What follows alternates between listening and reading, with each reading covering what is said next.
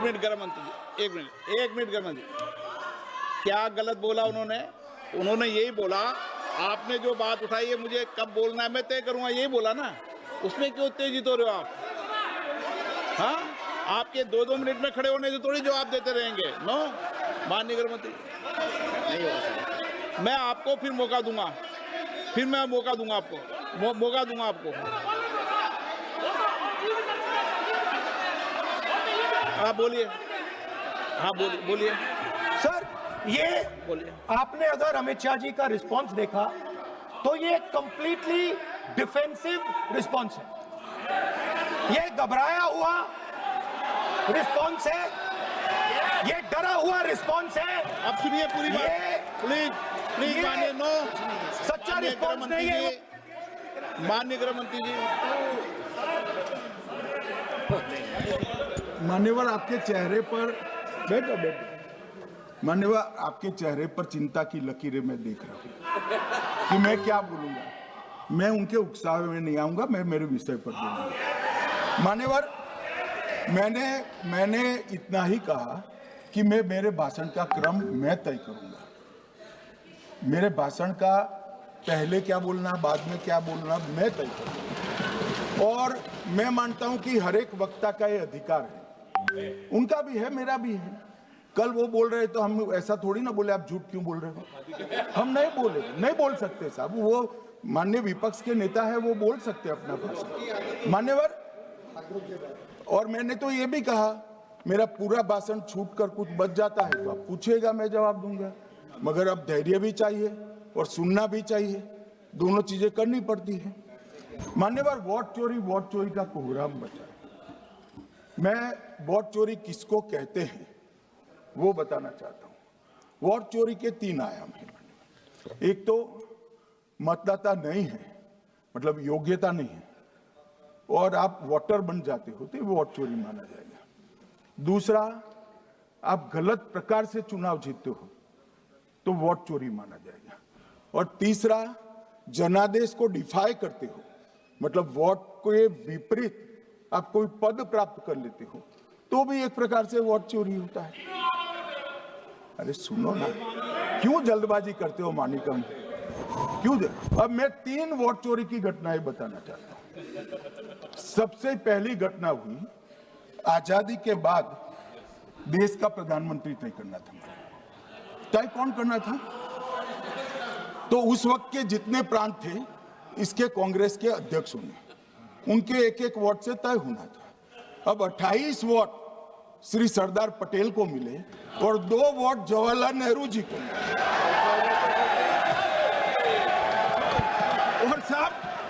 और साहब प्रधानमंत्री जवाहरलाल जी बने। मान्यवर,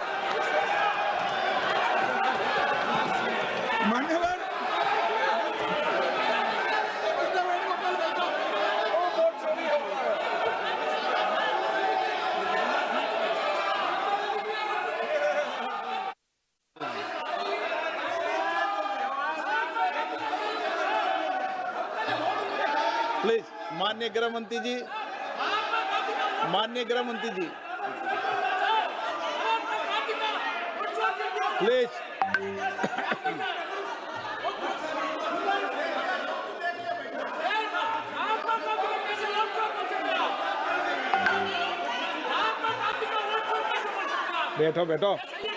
बैठिए माने, प्लीज।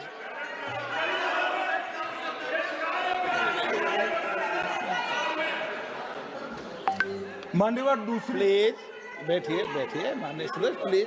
हर बार नहीं उठते, बैठिए।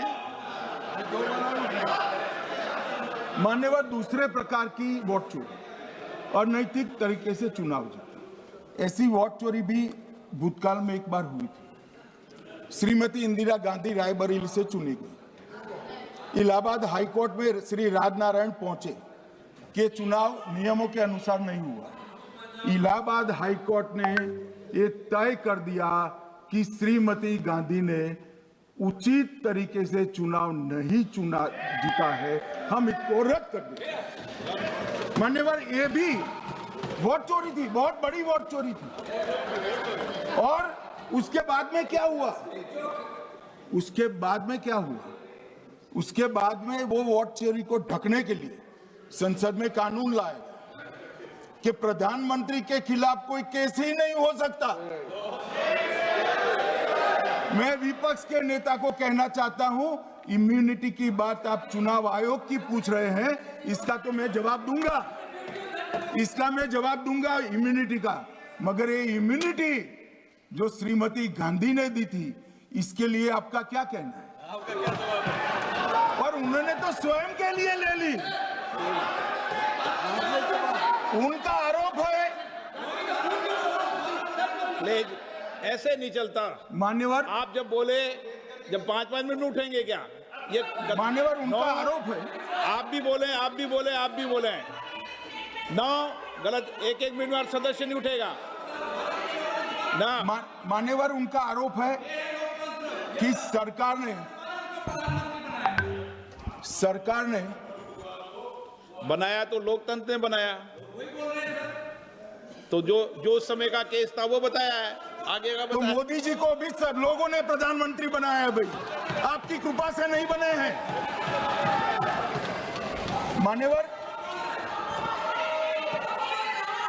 मान्यवर, नो प्लीज, से मानक तरीका ठीक नहीं है आपका, 2-2 मिनट में उठना। मान्यवर, विपक्ष के नेता ने कहा कि आपने चुनाव आयुक्तों को इम्यूनिटी दी। इनका आरोप सत्य नहीं है, मैं इसकी बात बाद में करता हूं। परंतु हमने तो चलो मानो चुनाव आयुक्त को इम्यूनिटी दी, श्रीमती गांधी ने तो अपने आप को इम्यूनिटी दी थी। और फिर जब ये संवैधानिक सुधार के वायरस चैलेंज हुए, तो वो केस जीतने के लिए 2, 3 और 4 नंबर के सर्वोच्च न्यायालय के जज को बाईपास कर चौथे नंबर के जज को चीफ जस्टिस बनाया और वहां केस भी जीत लिया। और मान्यवर, ये तो इतिहास है, कौन जुटला सकता है? इनको कोई पढ़ाता नहीं है इतिहास, ये तो इतिहास है, सर्वोच्च अदालत और संसद के रिकॉर्ड में रखा हुआ इतिहास है। इसके खिलाफ लल्लन सिंह जैसे कितने लोग पूरा जीवन लड़े बिहार में, इमरजेंसी के खिलाफ जेल में गए, लाखों लोग गए। और तीसरी वोट चोरी कहना चाहता हूं, तीसरी वोट चोरी का प्रकार मैंने बताया था कि योग्यता नहीं है और मतदाता बन जाना। अभी एक वाद पहुंचा है, वाद मतलब डिस्प्यूट पहुंचा है दिल्ली की सिविल अदालत में। उसमें डिस्प्यूट ये है कि सोनिया गांधी जी इस देश की नागरिक बनने से पहले मतदाता बने।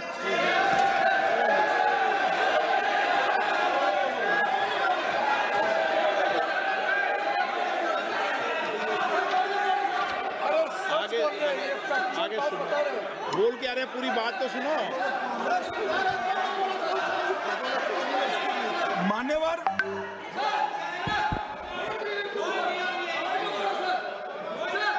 मान्यवर, मैंने इतना ही कहा है कि अदालत में केस चल रहा है जो फैक्चुअल है। अब जवाब तो उनको अदालत में देना है, सोनिया जी ने यहां क्यों दे रहे? अदालत में जवाब देना है।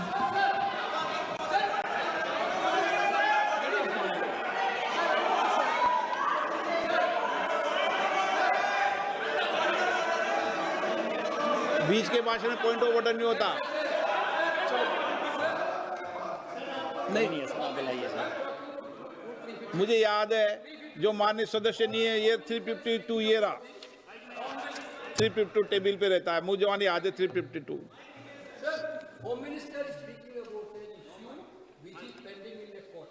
Actually, what happens is, Rosabin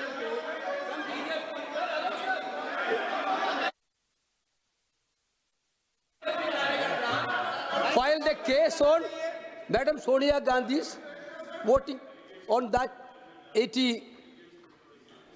Sir, that Ross Avenue Court dismissed that case without, there is no substance in that case. After that, the same person given an appeal.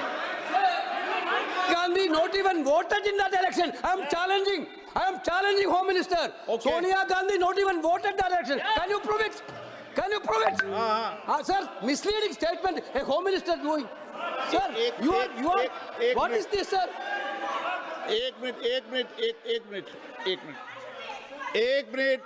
Minute please दादा, एक minute please. No, बैठिए। No मान्य please. देखिए माननीय सदस्य, 2 दिन से मैं चर्चा को सुन रहा हूं और 2 दिन से चर्चा को सुन रहा हूं और सिर्फ 352 आपने भी पढ़ा है, मैंने भी पढ़ा है, ठीक है ना। कई बार इधर से भी उधर से भी इस विषय को कई बार बोला गया है। जब डिबेट चलती है उसके संदर्भ में कई विषयों को बोला जाता है, ठीक है ना।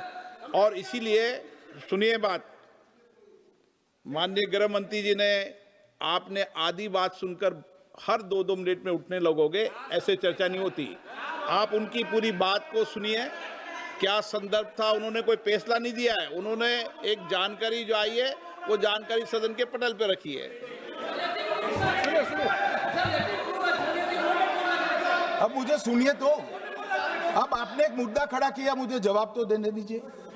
मान्यवर, मैंने कुछ ऐसा नहीं कहा, मैंने सिर्फ इतना कहा है कि एक वाद दायर हुआ है दिल्ली की अदालत में, मैंने कोई कंक्लूजन नहीं कहा। मैंने कहा कंक्लूजन का, मैंने कोई कंक्लूजन नहीं कहा। कंक्लूजन तो जब उनका नोटिस का जवाब वो दे देगी तब अदालत देगी, तब फिर से बताऊंगा मैं। मगर अभी तो मैंने सिर्फ इतना कहा है कि वहां एक केस रजिस्टर्ड हुआ है जिसमें श्रीमती गांधी को नोटिस इश्यू किया है। इसमें इतने लाल पीले होने की जरूरत क्या है? मान्यवर, हम सबका साझा दायित्व है, हम भी विपक्ष में बैठे, हम चुनाव जितने जीते हैं इससे ज्यादा हारे हैं। हम लोगों का तो एक प्रकार से पौना जिंदगी ही विपक्ष में ही चला गया, चाहे राज्य हो या केंद्र हो। कई चुनाव हमारे, हमने चुनाव आयुक्त और चुनाव आयोग पर कभी आरोप नहीं लगाए। एक नया पैटर्न खड़ा, एक नया पैटर्न। मैं पूरा वाक्य नहीं बताना चाहता। श्रीमती ममता बनर्जी ने चुनाव आयोग पर आरोप लगाए, स्टालिन जी ने लगाए, बीडी सतीशन जी ने लगाए, श्री राहुल गांधी ने लगाए, मल्लिकार्जुन खड़गे जी ने लगाए, तेजस्वी यादव जी ने लगाए, अखिलेश यादव जी ने लगाए, वी शिवन कुट्टी ने लगाए, हेमंत सोरेन जी ने लगाए, भगवंत मान जी ने लगाए। अब पहले तो ऐसी परंपरा सिर्फ कांग्रेस पार्टी में थी, मगर संपर्क का दोष कहता होता है साहब, ये सारे इंडिया अलायंस वाले चुनाव आयोग के खिलाफ आए। मान्यवर, चुनाव आयोग एक तटस्थता से चुनाव कराने वाला संस्थान बनाया गया और इसकी मान्यता कोई पॉलिटिकल पार्टी ने नहीं दी, भाग और अनुच्छेदों के तहत हमारे संविधान ने दी और ये संवैधानिक प्रक्रिया है। इस संवैधानिक प्रक्रिया पर सवाल खड़े कर कर, अनर्गल आरोप कर कर आप पूरे चुनाव आयोग की एक प्रकार से पूरे दुनिया में इसकी छवि को धूमिल करने का काम कर रहे हैं। आपको लगता है कि आप सरकार की छवि धूमिल कर रहे हैं? ना जी, आप पूरी दुनिया में भारत के लोकतंत्र की छवि को धूमिल कर रहे हैं। मान्यवर, सरकार का तो इतना ही सवाल है, मान्यवर सरकार का तो इतना ही सवाल है कि भारत के मतदाता क्या सोचेंगे, मगर मतदाता का सोचने का सवाल नहीं है। मतदाता को तो मालूम है कि हमने तो वोट दिया है इसलिए चुनकर आए हैं, तो उसके मन में कोई डाउट नहीं है। ये वोट चोरी करते रहे, घुसपैठिया बचाओ यात्रा निकाली और बिहार में 2/3 बहुमत से हम जीत गए। मान्यवर, ये जो नई परंपरा शुरू हुई कि देश के अंदर चुनाव न जीते तो चुनाव आयोग बदनाम करो, मतदाता सूची को बदनाम करो, ये हमारे लोकतंत्र का भला नहीं करेगी। यही आयुक्त के, यही सरकार के होते हुए आप कई चुनाव जीते, हम कुछ नहीं बोले, हम पार्टी में बैठकर इसकी मीमांसा की, मगर ये लोग चुनाव आयोग पर। प्लीज नो, आप बैठिए, आप ठीक है बैठिए। माननीय सदस्य प्लीज प्लीज। मान्यवर, मैं थोड़ी स्पष्टता के लिए आंकड़ा देना चाहता हूं। मई 14 में श्रीमान नरेंद्र मोदी इस देश के प्रधानमंत्री बने, तब से उनको आपत्ति है। तो एनडीए क्या क्या जीती? 3 लोकसभा चुनाव हम जीते, 41 राज्यों के विधानसभा चुनाव जीते, तो हम 44 विधानसभा टोटल चुनाव जीते हैं 2024 से 25 तक। मगर वो भी 30 चुनाव जीते हैं अलग अलग विधानसभा में, 30 जगह पे। अगर मतदाता सूची करेक्ट है तो क्यों शपथ लिया, क्यों चुनाव लड़ा? आप बताइए देश की जनता को। आप लोग यहाँ कैसे पहुंचे? श्री राहुल गांधी जहां से चुनकर आए थे, वो वायनाड की मतदाता सूची में भी मेरी पार्टी ने प्रेस कॉन्फ्रेंस कर इसी प्रकार की डिस्क्रिपेंसी को बताया है। इसका जवाब नहीं देते। हमने अमेठी का भी बताया है, इसका जवाब नहीं देते हैं। मान्यवर, ये चुनाव की मतदाता सूची में जो थोड़ी बहुत गलतियां हैं, उसको वो लोग मुद्दा बनाते हैं चुनाव हारने का। चुनाव हारने का कारण है नहीं, मैं अंत में बताऊंगा क्यों हारते हो चुनाव, मैं बताऊंगा मान्यवर अंत। परंतु फिर भी चलो मान ले कि मतदाता सूची ठीक नहीं है, तो गहन पुनर्निरीक्षण का मतलब ही ये है कि मतदाता सूची को सुधारने की प्रक्रिया। अब इसमें आपके बीएलए सहयोग नहीं करते हैं, आप उसका बहिष्कार का ऐलान करते हो, आपकी राज्य सरकारें जहां है वो मदद कम करती हैं, तो कैसे मतदाता सूची का शुद्धिकरण होगा? जो आपकी डिमांड है वो ही चुनाव आयोग कर रहा है। आपकी डिमांड है कि मतदाता सूची ठीक हो, वो चुनाव आयोग कर रहा है। मगर हुआ क्या है मान्यवर मालूम है? इनको अब अगर प्रेस में कोई पत्रकार उनको पसंद ना आए ऐसा सवाल पूछते हैं तो तुम बीजेपी के एजेंट हो ऐसा कहते हैं।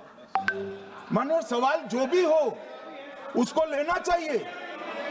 मान्यवर, पत्रकार कभी बीजेपी का एजेंट नहीं होता है, मगर आप अगर ऐसा मानते हो कि लोकतंत्र में आपको पसंद आए ऐसे ही सवाल पत्रकार पूछे तो ये नहीं हो सकता। इमरजेंसी नहीं है भाई, इमरजेंसी नहीं है।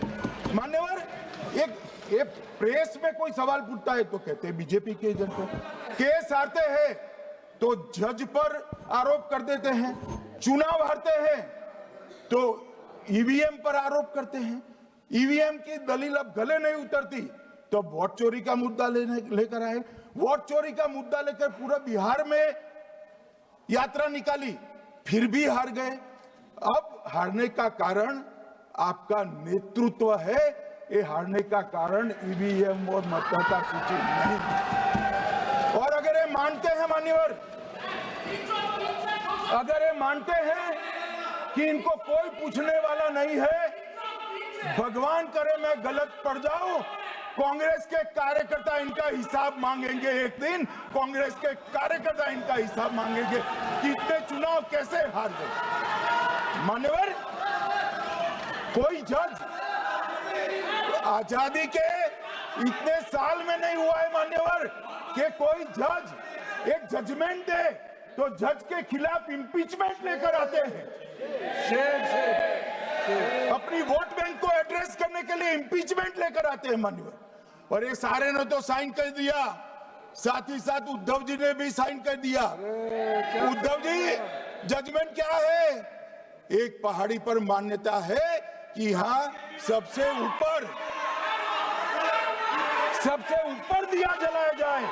मान्यवर, एक वोट बैंक को संभालने के लिए एक हाईकोर्ट के जज के सामने इंपीचमेंट लेकर आए हैं। देश की जनता उनको मदद नहीं करे।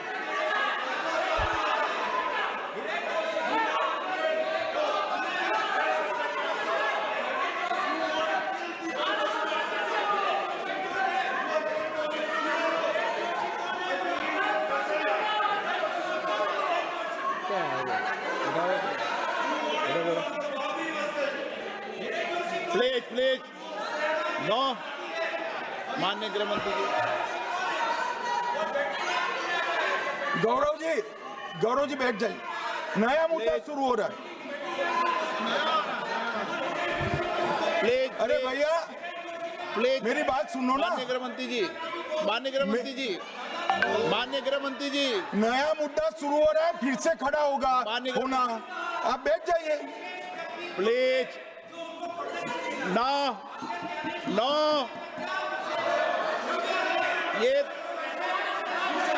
ये तरीका no no. Manickam ji please बैठिए। नो, ये तरीका ठीक नहीं है। प्लीज बैठे बैठे बैठे।